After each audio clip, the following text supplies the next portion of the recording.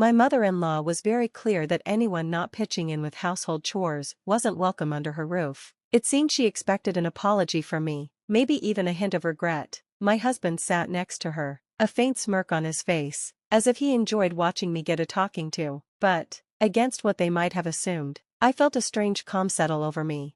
"Then I'll leave," I said firmly, without a trace of hesitation. In that moment, I realized it was no longer my problem to worry about their actions or attitudes. I understood that, in time, they'd have to face the consequences of their own behavior. My name is Elizabeth, and I'm 40 years old. I juggle a full-time career with the responsibilities of running our household. My husband, Andrew, and I have 3 adult children who have moved out to live their own lives. We had hoped this stage would be our time to enjoy together, but things shifted when my mother-in-law, now widowed and seeking companionship, moved in with us. Her arrival disrupted the peace that Andrew and I once shared in our home. My job is demanding, often keeping me at the office until after 7 p.m. When I finally get home, what awaits me only adds to my exhaustion. The living room is often strewn with snacks and clothes left lying around. Andrew appears oblivious to the mess, comfortably settled on the sofa with a beer in hand, glued to the TV, barely acknowledging my return. With no dinner ready, I'm left to handle the kitchen myself, my frustration growing. During these evenings, my mother-in-law frequently steps out of her room to scold me, saying my late hours and business trips are no reason for me to ignore household duties. She accuses me of failing as a wife and a homemaker, turning every little issue into a critique of my character. I've found that trying to defend myself only intensifies the conflict. Over time, I've learned to let her finish her criticisms and wait for her anger to settle. This tactic, while not ideal, has helped avoid further arguments, keeping the peace temporarily. I absorb her words and redirect my energy into making dinner. Although her remarks sting, I persevere, knowing she'll eventually stop. What's harder to bear, however, is my husband's reaction. He seems almost pleased to see me being criticized by his mother. She often says, "A good wife should cherish her husband. You lack that grace." And my husband joins in, taunting me as I set the table. My frustration isn't just with her. I feel increasingly irritated with my husband's behavior. Despite my repeated requests for them to start dinner when I'm late from work, they refuse to. Instead, they sit there waiting for me to serve them, as though I'm hired help. The atmosphere at home has deteriorated drastically since my mother-in-law moved in. Before her arrival, my husband was a genuine partner, helping with chores, cooking when I was delayed, and playing an active role in raising our children. But now, he's completely stopped assisting, siding with my mother-in-law in her constant critiques. It's baffling and infuriating. She labels me as lazy and inefficient, yet she's the one relying on us. She hasn't made any financial contributions. Even after inheriting money from her late husband, she quickly spent that inheritance on luxuries, burning through it all and even accumulating debt. Now, she lives with us practically rent-free.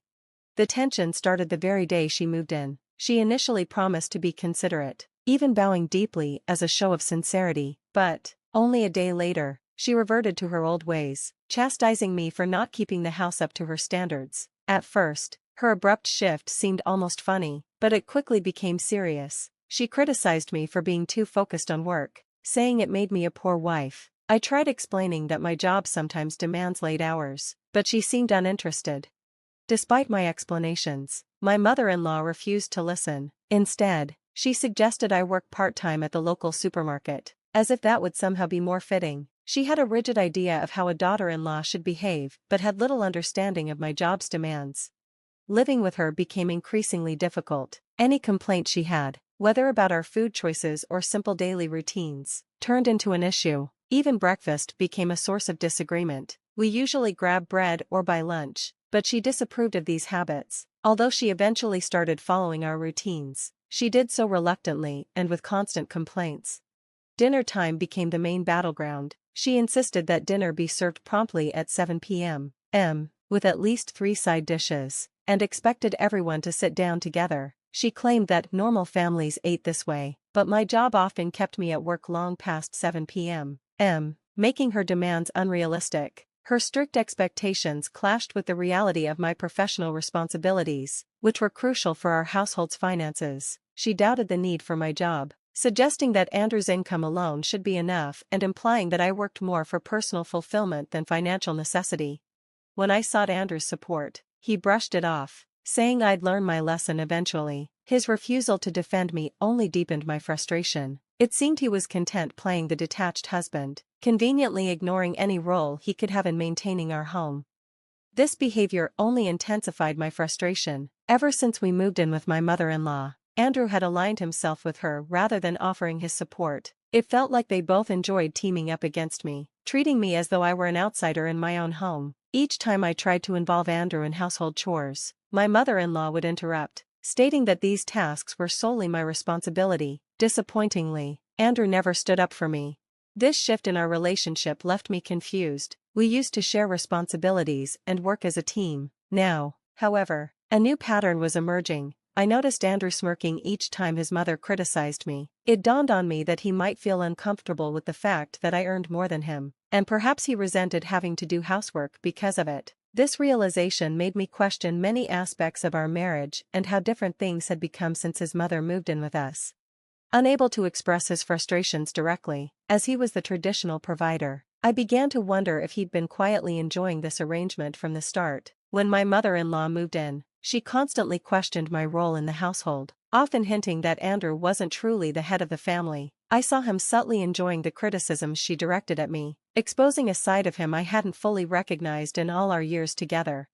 In the following weeks, I spent countless hours considering my options. Our once peaceful home had transformed into a place filled with tension. My mother-in-law's constant criticism was unbearable, and Andrew was becoming less supportive each day. Before she came to live with us, I had never felt this uncertain.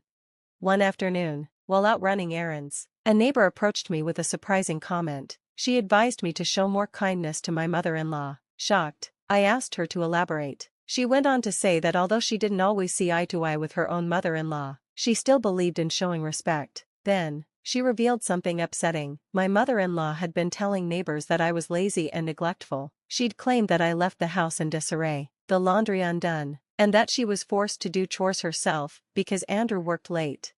The realization that she was painting me as a careless wife who barely managed the household was painful. I started noticing the colder, more judgmental looks from people in our community. My mother-in-law had managed to twist the truth, presenting herself as a victim dealing with a neglectful daughter-in-law. As the neighbor eyed me with disapproval, I couldn't help but feel the weight of her stories. Mortified that our private issues had spilled into public gossip, I mumbled a quick denial and returned home. As I entered, I found my mother-in-law comfortably settled on the sofa, engrossed in her favorite TV show. I took a deep breath and firmly asked, "Could you please stop spreading these rumors?" She only laughed and replied, "But it's all true, isn't it?" At that moment, something within me snapped. If she was determined to spread lies, I decided I wouldn't play the role of the dutiful daughter-in-law any longer. That evening, after a long day at work, I didn't prepare the expected family dinner. Instead, I made a single bowl of instant noodles for myself. Seeing this, my mother-in-law's face turned bright red as she voiced her disapproval. "So, you're just proving what a terrible daughter-in-law you are, not doing any housework? Fine, go ahead," she spat, her voice laced with anger. I continued eating in silence, ignoring her protests as she looked toward Andrew for support. When he finally approached me, I laid out the truth. "Your mother has been telling everyone I'm a terrible daughter-in-law who neglects everything." When I confronted her, she insisted it was true. "So, I'm simply giving her exactly what she's told everyone." I explained what the neighbor had shared with me. Attempting to mediate, Andrew suggested, "She probably exaggerated a little. Don't be stubborn." Despite her obvious wrongdoing, he chose her side. Exhausted from trying to explain myself, I discarded my empty bowl and walked away. Ignoring his comments, I took my laundry to the bathroom and enjoyed a long bath in solitude. Finally feeling a sense of relief, I realized that, no matter what I did, they would always label me as the bad wife. From that night forward, I decided to stop doing the household tasks that my mother-in-law had so often complained about. When she grumbled about the lack of fresh bread for breakfast, I no longer felt the need to cater to her whims. One morning, as I stepped into the living room, she demanded that I go buy fresh bread. Calmly, I replied, "You can buy it yourself. Since I'm such a bad daughter-in-law, I'll only be looking after myself from now on. You'll need to handle your own meals." Ignoring her protests, I poured myself some coffee, ate my bread, and sat down to enjoy my breakfast. Although part of me worried I might be going too far, the thought of all I had endured assured me it was fair. After finishing, I only tidied up my area and settled down with a book. But the peace was interrupted by the sound of the doorbell. Glancing at the monitor, I noticed a group of more than 4 elderly individuals, familiar faces, standing at the door, their expressions clearly filled with discontent. Bewildered, I observed my mother-in-law rushing to welcome them. They entered one by one, and I was taken aback when one of them harshly confronted me. "I hear you're the heartless woman who doesn't care for her mother-in-law." These visitors were my mother-in-law's siblings and their partners. She had spread misleading stories of my neglect, claiming that I didn't feed her properly and prevented her from bathing. Seeking their intervention, being the youngest of 4, with 3 older siblings, she had a strong support system. Now, with their spouses, there were 8 elderly people in my living room, branding me as some kind of monstrous daughter-in-law who deserved punishment. Their accusations made me break into a cold sweat from anxiety. "This is a misunderstanding," I managed to say, my voice shaking, but then the eldest brother raised his voice, striking the floor with his cane and shouting, "Stop making excuses." The others joined in, demanding that I apologize and reflect on my alleged wrongdoings. Just then, my husband walked in, attracted by the commotion. When my mother-in-law's brother criticized my upbringing, my husband didn't come to my defense. Instead, he added to the criticism, joining the chorus against me. In that moment, my affection for him evaporated. I had always believed my husband to be kind, but since we began living with my mother-in-law, it became evident that he wasn't kind, just weak, easily swayed by others and incapable of resisting any kind of pressure.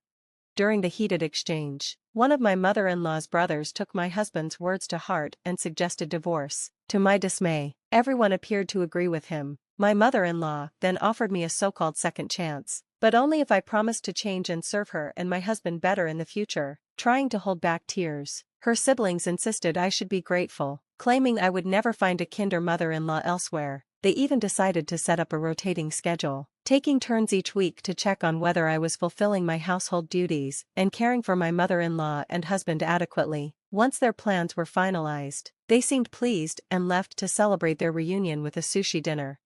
As they departed, my mother-in-law couldn't resist making a final remark, instructing me to ensure the house was tidy and the laundry completed by the time they returned. I was left pondering how everything had escalated to this level. Alone in the messy living room, tears began to well in my eyes. Our marriage had been joyful until my mother-in-law's intrusion. Now, I was the target of complaints from all her relatives. Despite my best efforts, tears streamed down my face, a mixture of sadness, regret, and anger.